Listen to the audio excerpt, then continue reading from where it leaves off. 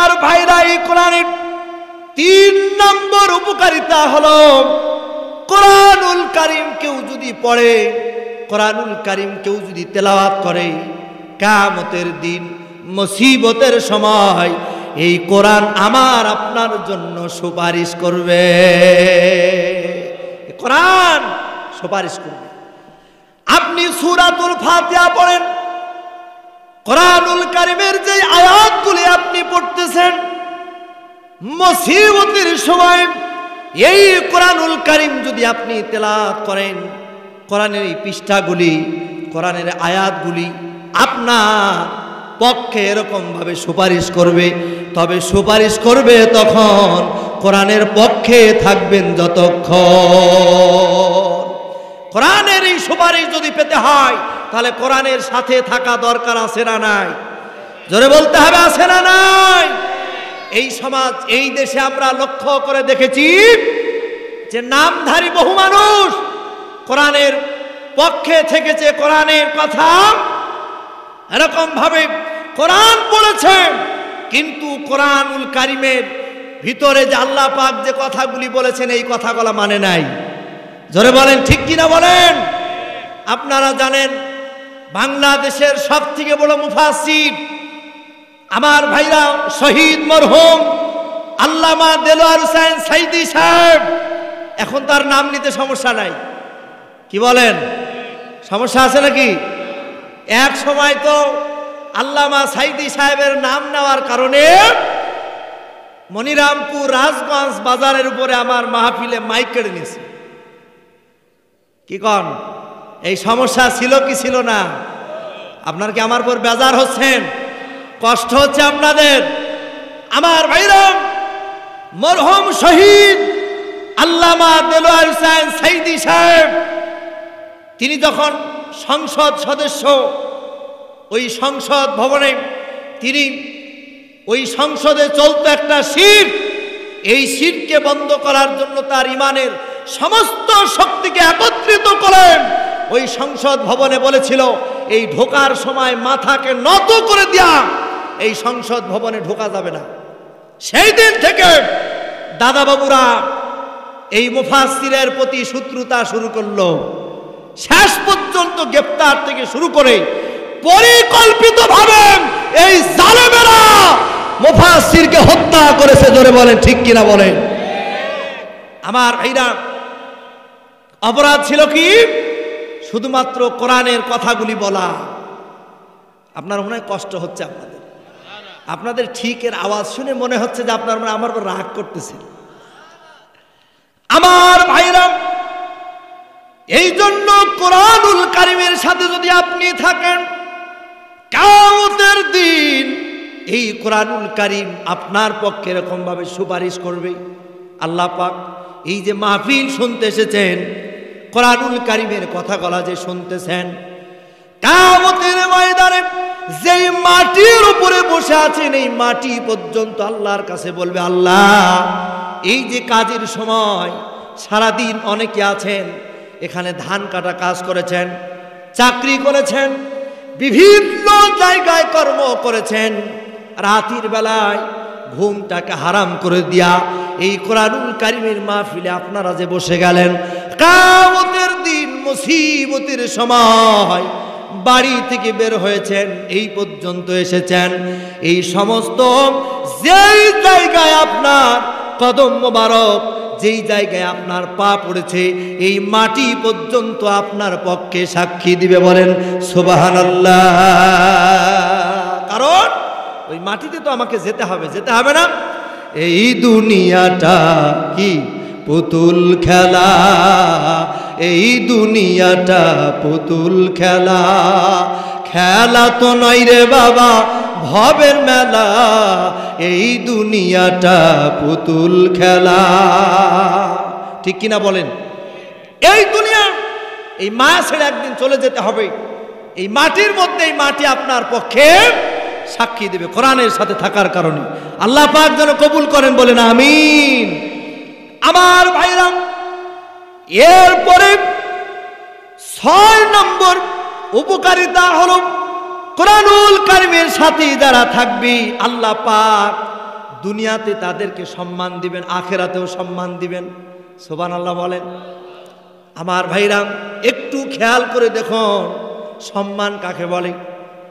শহীদ আল্লামা দিলওয়ার হোসেন সাইদি সাহেব ওই যে কাবার প্রান্তরে যখন কাবা ঘরের ভিতরে যখন নামাজে দাঁড়িয়ে যেতেন, তিনাকে ওই কাবার মুসল্লি গলা সামনে দিতে দিতে একেবারে আব্দুর রহমান সুদাইয়ের পিছন পর্যন্ত চলে যেত। বলেন তো এই সম্মান একমাত্র কোরআনের জন্য, কথা বলেন ঠিক কিনা?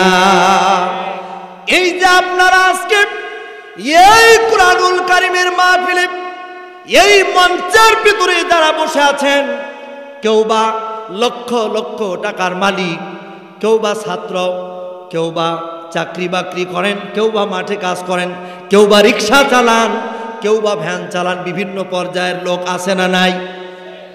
আমার ভাইরা, সব পর্যায়ের লোকগুলি এই যে জমিনের ভিতরে আপনি মৌচাকের মতো বসে গেছেন, এটা একমাত্র কোরআনের বরকতে। আমার মনে হয় দুনিয়ার কোনো রাজনৈতিক যদি কোনো মঞ্চ হতো, এটা এই বসা নিয়াও মারামারি হতো, একমাত্র কোরআনের বরকতে। এই জন্য আমার ভাইরা, আল্লাহ পাক দুনিয়াতে সম্মান দিবেন। কি দিবেন? সম্মান।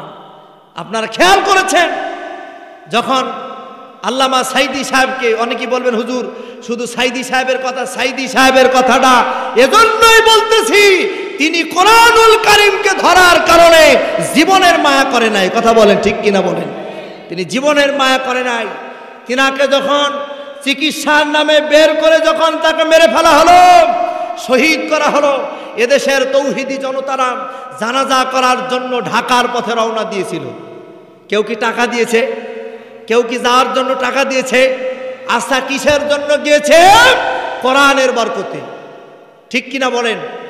যখন বলল ঢাকাতে জানাজা করতে দেওয়া হবে না, খুলনায় আসবে, মানুষ খুলনার দিকে রওনা দিয়েছে। এবার রাস্তার মধ্যে তথাকথিত তাদের গুন্ডা বাহিনীরা মানুষদেরকে খুলনায় যেতে দেয় নাই, বাধা দিয়েছে।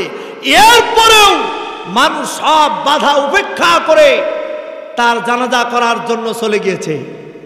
ঠিক কিনা বলেন? এটা কোরআনের বরকত। আল্লাহ পাক ছাড় দেয়, ছেড়ে দেয় না।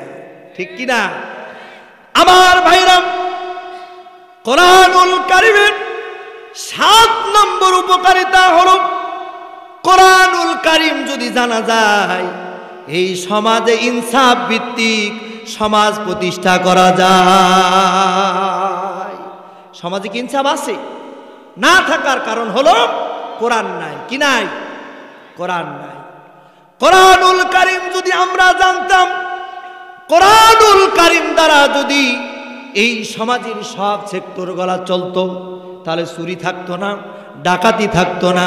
কারণ কোরআনুল কারীমের ভিতরে সব আছে, আছে না নাই? সব আছে।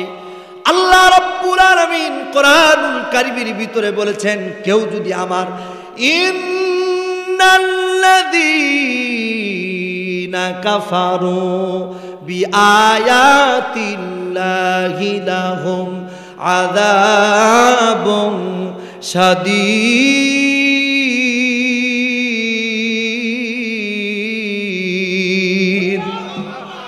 আল্লাহ পাক বলছেন, কেউ যদি কোরআনুল কারীমের একটা আয়াতকে কেউ যদি অস্বীকার করে, তাদের জন্য রয়েছে শক্ত শাস্তির ব্যবস্থা।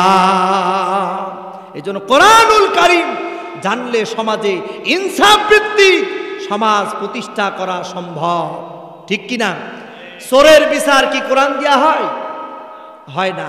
চোরের বিচার কোরআন দিয়া হয় না। আসলে চোর আমাদের সমাজে ওই ভ্যান চোর, ডিম চোর, মুরগি চোর, এই সব চোর ধরা পড়লে একটু মারধর বিচার হয়। কিন্তু জনগণের কাড়ি কাড়ি টাকা, লক্ষ লক্ষ টাকা নিয়ে যে বেগম পাড়া বানাইছে, ওরা আবার আমাদেরকে দেশপ্রেমের গল্প শোনাতো। কথা বলেন ঠিক কিনা বলেন? সম্মানিত ভাইরা আমার, চোর বিচার হবে কোরআন দিয়া, ইনসাফ প্রতিষ্ঠা হবে। কি প্রতিষ্ঠা হবে? ইনসাফ। এই জন্য কোরআন আমাদের জানা দরকার, ঠিক কিনা? আমার ভাইরা, ছোট্ট একটি ঘটনা বলি আপনাদেরকে। বিচার কেমন দেখেন। আল্লাহর পয়গম্বর হযরতি দাউদ আলাইহিস সালামের নাম শুনেছেন আপনারা? পয়গম্বর হযরত দাউদ আলাইহিস সালাম, তিনার দরবারে তিনজন মানুষ এরকম ভাবে বিচার নিয়ে এসেছে। আমি ঘটনা বলবো না, সামনে আরো 9টা বিষয় বলার চেষ্টা করব ইনশাআল্লাহ। তিনজন মানুষ এসে হযরতে দাউদ আলাইহিস সালামের দরবারে বিচার দিতেছে। একটু পিছনে বলি, তাহলে বুঝতে আপনাদের সহজ হবে। ওই সময় একটা সুন্দরী নারী, খুব সুন্দরী নারী, এই নারীটাকে ওই এলাকার যারা বিচারক, এই বিচারকগুলি তাকে বিবাহর প্রস্তাব দেয়। কথা কি আমার বুঝতেছেন? ওই বিচারকগুলি বিবাহর প্রস্তাব দেয়। একজন, দুইজন, তিনজন বিচারক যখন এই মেয়েটাকে প্রস্তাব দেয়, এই মেয়েটা রাজি হয় না। এবার তিনজন যুক্তি করে বলে, এই মেয়েটার নামে দাউদের দরবারে বিচার দিতে হবে, এই মেয়েটাকে আমাদের সমাজে আর রাখা যাবে না। এবার দাউদ আলাইহিস সালাম এর দরবারে এই তিনজন গিয়েছে, যে বিচার দিতেছে। ওই মেয়েটা কুকুর নিয়ে ঘুমায়। কি নিয়ে ঘুমায়? কুকুর।